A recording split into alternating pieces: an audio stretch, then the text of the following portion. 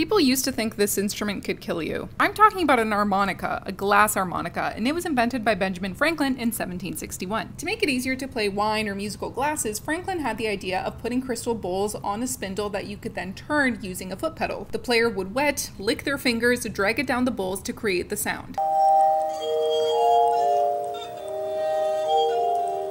Listen, Franklin initially invented this as a form of entertainment. It's an instrument that people could enjoy and play. And he also argued that there were some therapeutic purposes. He thought it could be helpful in treating melancholia, which is something similar to what we'd consider depression today. Over the years, people started to worry whether this strange new instrument was making them sick. Actually, was it making them mad? Listen, if we're talking about music, there has always been a debate about whether or not it is good for your health. If you look at psychiatric texts from the 18th, 19th century, uplifting, energizing music could be used to lift patients out of depression, whereas calming music would be helpful for excited or agitated patients. But too much of it could grate on the audience's nerves, as well as that of the players, and maybe even kill them. The people that were warning against the supposed sinister effects of this glass harmonica always cited a couple of case studies. One case is that of Mary Ann Davies, who was a young protege of Franklin's, and she played the glass harmonica and performed frequently. But over time, she eventually developed a nervous illness, and even though she never explicitly linked it to the glass harmonica, other people did that job for her. They thought that it made her sick. Another example is Marianne Kirchgessner, who unfortunately passed away in her 30s from pneumonia, though people thought that she was made vulnerable to illness because of this instrument. Another reason people were worried was because the glass harmonica sounded otherworldly. It sounded unnatural. Maybe spirits were being conjured that could affect ill health when a player was playing the instrument. The final nail in the coffin for this instrument was its association with a certain hack, or quack, otherwise known as Franz Anton Mesmer, and yes, that's where the word mesmerize comes from. Basically, he had this idea that there were these invisible, magnetic, mystical fluids that floated around in the ether and could be transmitted into your body. And he thought that the glass harmonica was a way of transmitting this force or amplifying it. People eventually started to be skeptical of his theories and, by extension, the glass harmonica. So what do you think? Killer instrument or just a series of unlucky associations?